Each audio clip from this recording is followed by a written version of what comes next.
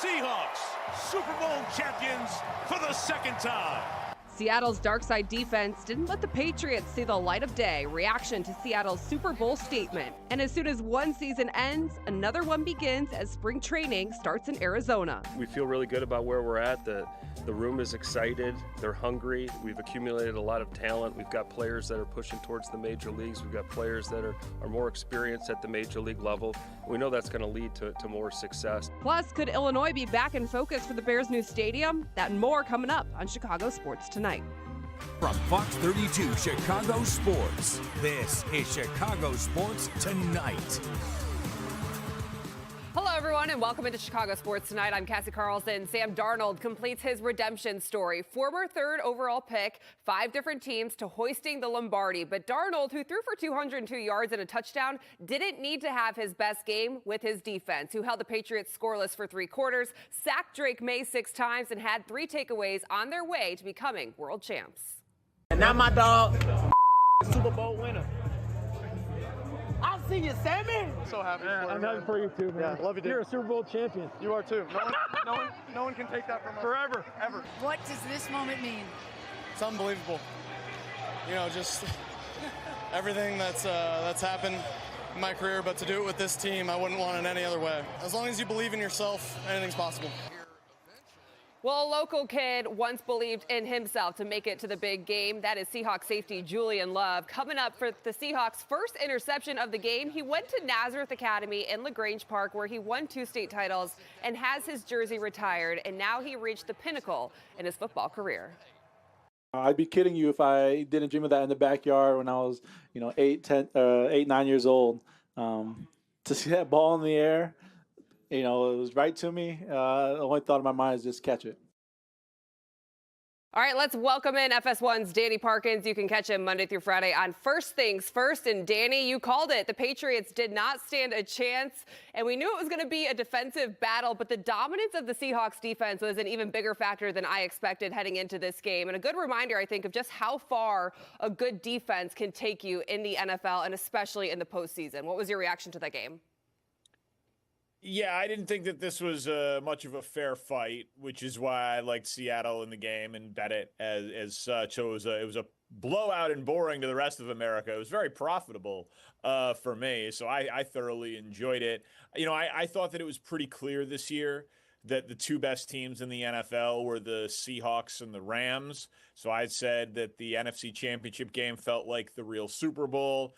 And I think that the rest of the country just didn't fully get on board with Seattle because of questions about Sam Darnold, because of it's like, oh, well, they're in the Pacific Northwest. And, I know Matt Stafford and Sean McVay more, and they won a Super Bowl more recently. But basically everything was pointing to those 2 teams being the 2 best teams. And so, I wasn't terribly shocked at the outcome. It was a dominant defensive performance, one of the best defensive performances in Super Bowl history. And I think clearly the correct team won.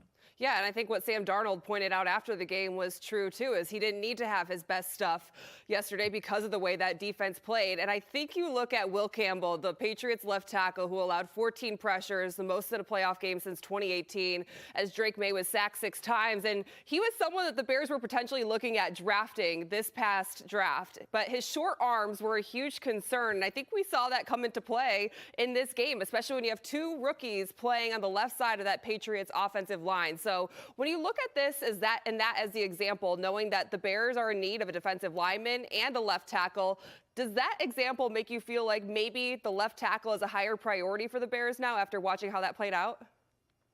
I think it's a reasonable premise. I just would say what it says is that you need to hit on your pick.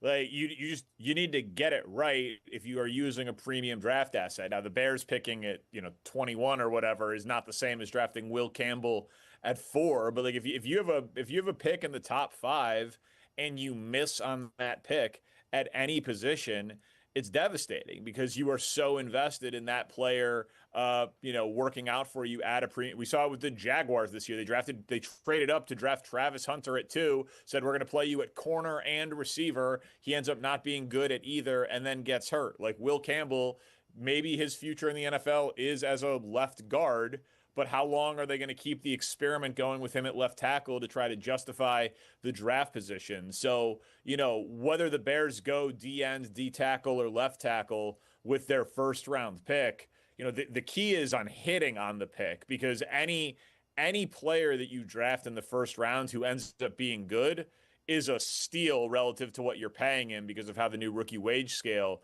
works, and it's not even that new anymore. But so, I'm not trying to dodge your question or your point because it's a good one, but the key really is just getting it right, not necessarily on like drafting for position. I feel like a lot of people felt going into that game like, oh, if there was a redraft, I remember we talked about this last week, the Bears would have taken Drake May #1 overall because he finished second in MVP voting. But I look at that game and I think Caleb would have performed much better against that Seahawks defense. And we saw Drake May, and his shoulder might have been hurt. We don't know what he was feeling in that game. But I looked at it as like Caleb was set up for that game, and I thought he would have performed well in it. Yeah, I felt the same way. I agree. Like, I think, listen, I said to you last time that I still would take Caleb because I think his ceiling is higher than Drake May, but I don't think it's at all disrespectful for people to have Drake May ahead of Caleb. Like, he finished second in the MVP voting this year, and he deserved it. He was spectacular, and it's a regular season award. But you can't tell me that Caleb's escapability and improvisational ability would not have been more useful. And this is purely anecdotal, but I do the show with Kevin Wildes, who's a diehard Patriots fan, and he texted me late in the fourth quarter. He was like, "Hey Danny, I'll admit it, this is when I want Drake May to turn into Caleb Williams," because like the Patriots obviously needed the late comeback, which is what Caleb had become famous for. So that I think we're far from determining who the best quarterback is going to be in that draft class between Jaden, Bo Nix will have something to say about it, Drake May, and obviously Caleb Williams. What else do you take away from the way this Seattle team was built that you think the Bears can learn from, as it is a copycat league? The one thing that I think stood out more, too, is just the importance of special teams and how they were such a complete team in all three phases. Listen, their special teams was arguably the best in the NFL this year. I agree with you, but I'll just run through this here. These are draft picks for the Seattle Seahawks since the 2022 draft. 4 of their 5 starters on the offensive line were drafted in the last 4 drafts. Jackson Smith-Njigba, Offensive Player of the Year. Devin Witherspoon, who could have been the MVP of that game, top 5 pick out of Illinois, spectacular all-pro corner. Kenneth Walker, who had 161 yards from scrimmage.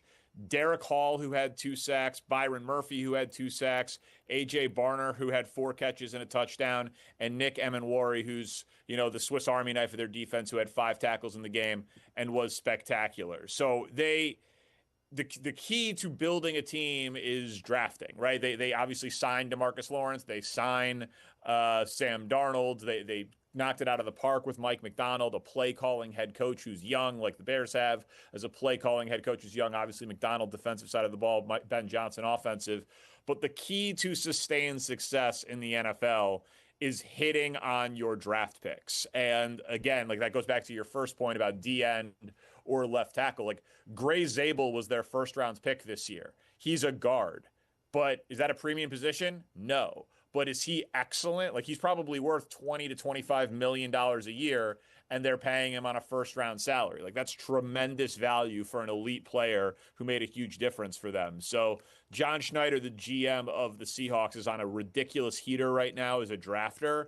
And that's probably the biggest thing that everyone will try to copy. Ben Johnson staying in-house to replace him, going with passing game coordinator Press Taylor, who was an OC before in Jacksonville for 3 years. Do you like staying in-house, or did you think Ben Johnson was going to go pull from somewhere else because he has had a history of, quote-unquote, not hiring his friends? Yeah, it's an interesting point.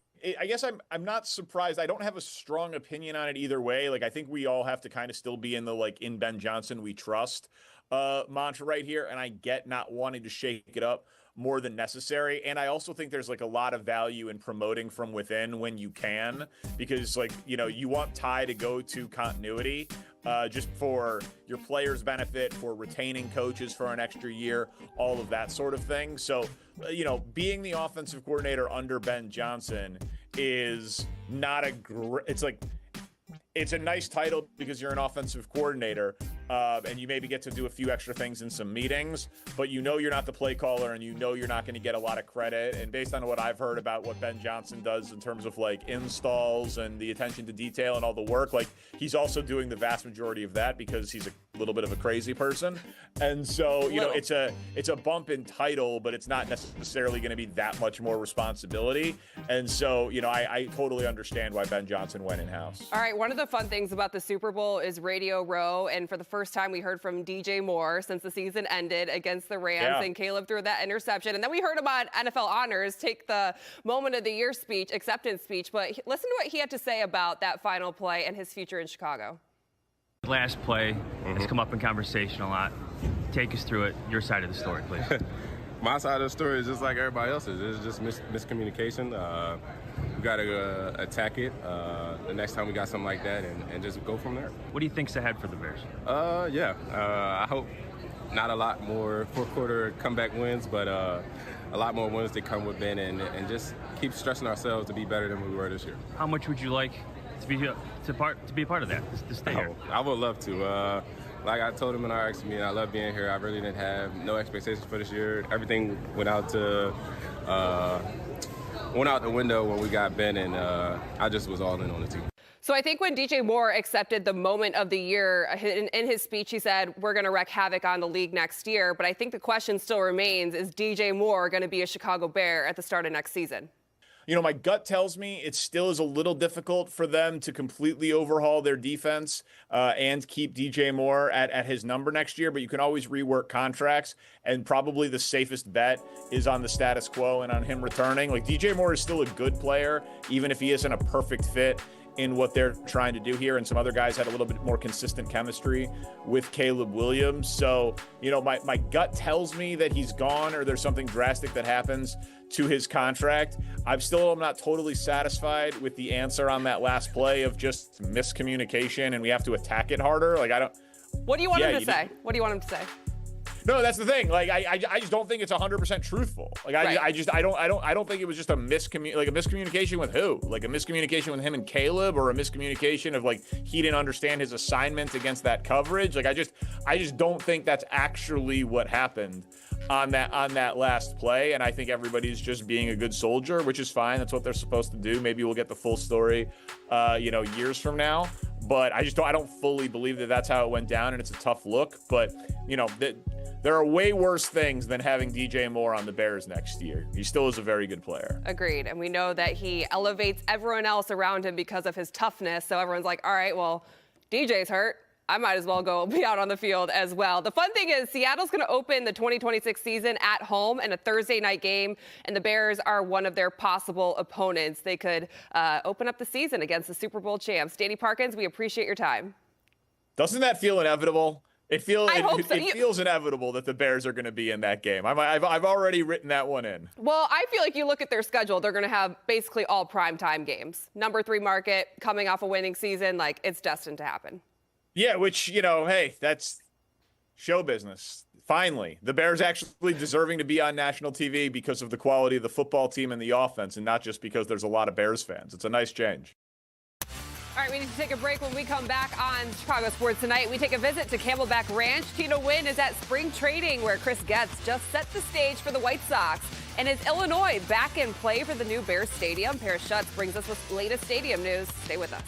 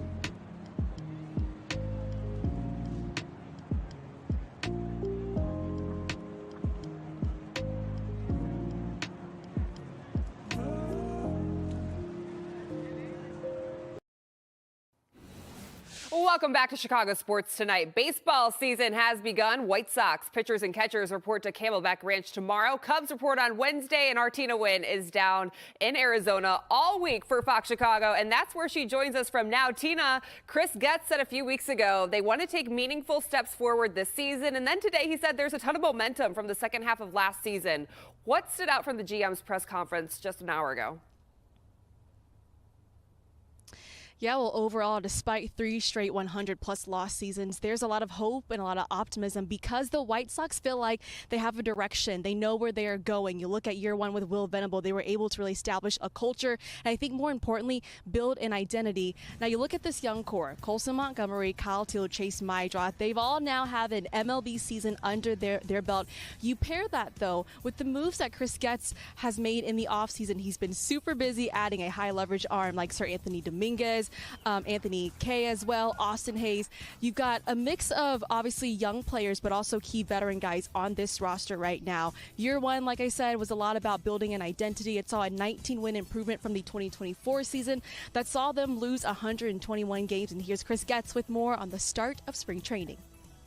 We're excited. There's a fair amount of momentum that's been created both, because of the second half last year, some of the acquisitions that we were able to make in the offseason. But I know that Will's really focused to start at ground zero and start from zero and get to work both fundamentally, ease these guys into playing time, so we're off and ready to go come opening day. So, we feel really good about where we're at. The room is excited. They're hungry. But we got to go out and play good baseball, and that's why we're out here in spring training to really set the stage for that. All right, Tina, so you just mentioned a lot of the young guys that Chris Getz is obviously very excited about seeing in another year, but you talk about some of those additions, like you mentioned, Sir Anthony Dominguez, closer, Munetaka Murakami coming over, and then they also brought back Erick Fedde, who pitched really well for the White Sox in 2024. What did Getz have to say about those new additions? Yeah, well, I think overall for Getz, right, a lot of this is going to be about building depth. And you look at the starting rotation, right, 162 games, you're going to need a guy like an Erick Fedde at some point. But I think overall, Chris Getz said one of the main things going into this season and for the 2026 year is really the continued development of those young guys. And you mentioned Munetaka Murakami. He has been the talk this offseason for the White Sox. A bit of a shocker here that they were able to sign him 2 years, $34 million. I saw him walk out of the facility just before Chris Getz talked. He was all smiles. Some of the media members were going up and talking to him, but he's a guy that, yes, has a high strikeout rate, but he no doubt will bring some power to this lineup. Back home in Japan when he played for the NPB, known to have one of the most explosive bats there, and even hitting 56 home runs in a single season. That set a record there. And here's Chris Getz with more on Mune.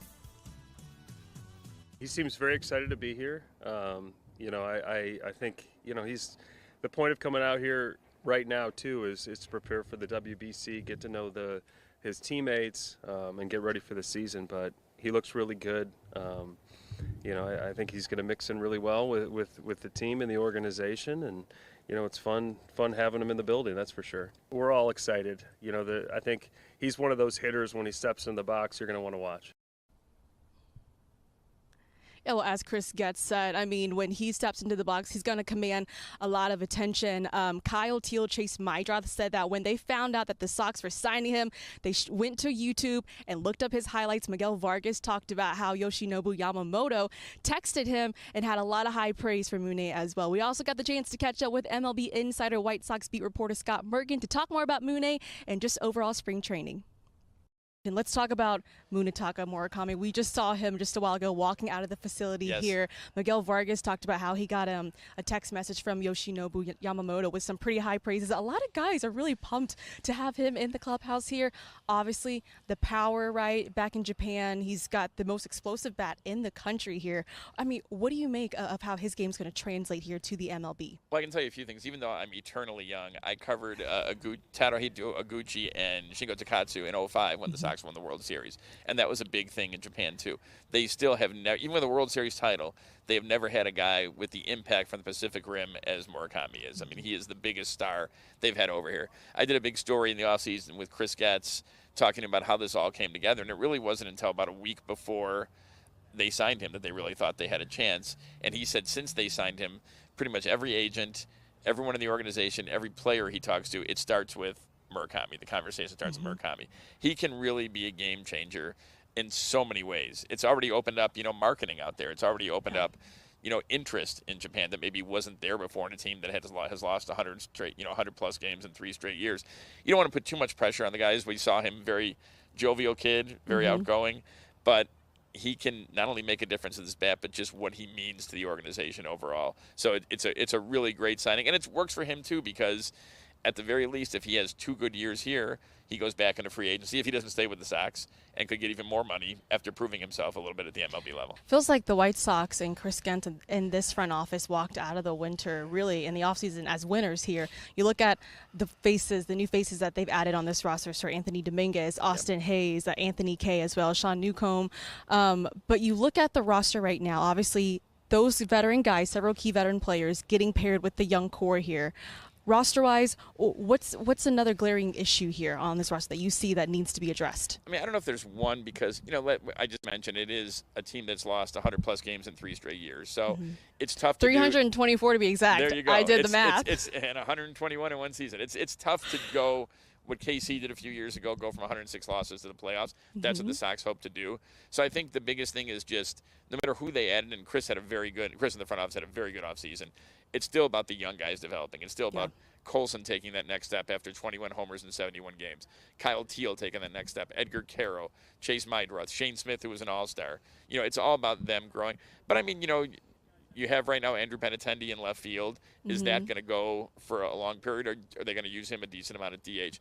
You have Luis Angel Acuna, who worked in center field in the Winter League, but also can play in the infield too. Yeah. So they have a lot of versatility. And if you go back to even the 2016 Cubs who won the World Series and teams since then, that's how it operates. You have guys who have a primary position, but can play others too to help you with matchups and to help you win games when you need it. So I think Chris has done a really good job of taking what was available to him and building on this team. But it's still, as he'll tell you, as I'm sure he will tell you, it's still about the young guys developing at this stage of the rebuild. It just feels like this year, going into this year so far, there is a lot of optimism, right? Chris Getz said there's a ton of excitement here at the facility.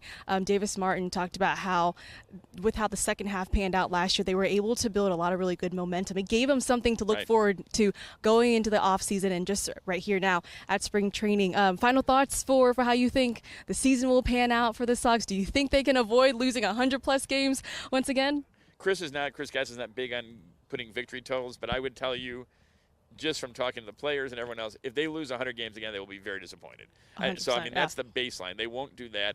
I think, they would like to push towards 500, and if things go well and, things add up, maybe even compete for, the AL Central is not known as kind of an overall powerhouse. The Tigers have gotten better. They're a very good team, but maybe even a third wild card. But that's really stretching out there. I think it's just what was he said now 2 or 3 times, meaningful steps forward. Yes. That's what this season is about for the White Sox. But I would say they want to, I would think it's fair to say somewhere in the 72 or above win column would be a fair guess for them, and maybe better. Overall, just a lot of excitement here in Glendale, Arizona. Obviously, Mooney's been the big talking point, as well. I'm sure we'll continue to talk about him in the weeks to come here throughout spring training. Scott Merkin, thanks so much for the time. Thanks for having me, Tina. I appreciate it. Always great to chat with Merk there. And if you want to watch the extended version, visit our YouTube channel, Fox Chicago there. And also happening tomorrow, Pitchers and Catchers will report. Full squad workout, though, for the White Sox will be on Sunday, February 15th. But also happening tomorrow, we've got one-on-ones with Chris Getz, Ryan Fuller, their director of hitting, as well as Will Venable. So we'll see you back here for all those one-on-ones here in CST. Cassie? All right, thanks, Tina. Good work. Enjoy the sunshine and beautiful weather out in Arizona. We're jealous, even though it's a little bit warmer out here. I'll try to bring some sunshine back to you guys. Oh, we love it. All right, we're going to turn our attention now to some Bears news on the stadium front, and that's why we have our political reporter, Paris Schutz, in studio with us ahead of the Chicago Report. And Illinois seems back in play. Legislators willing to work with the Bears a little bit more to try to get this done, or what? Yes, and I don't think it was ever out of play, Cassie. I mean, as the Indiana proposal has moved forward, it passed the Senate in Indiana, and it's now in the House. The governor supports the bill over there to lure the Bears. But sources tell me today that there have been been meetings nearly every day between legislators, the governor's office, and the Bears, hammering out the details on this legislation the Bears have been seeking now for multiple years to kickstart the project in Arlington Heights. And what I'm told is the lawmakers in the governor's office agree on some of the big things.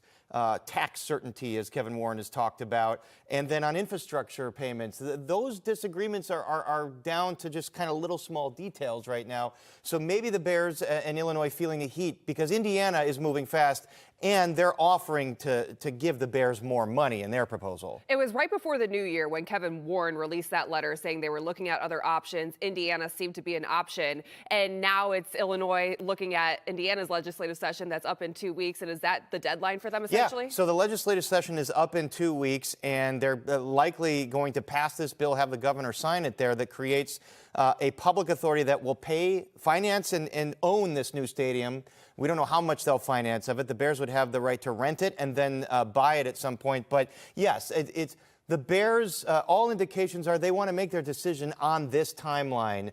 They're done waiting. It's been 3 years.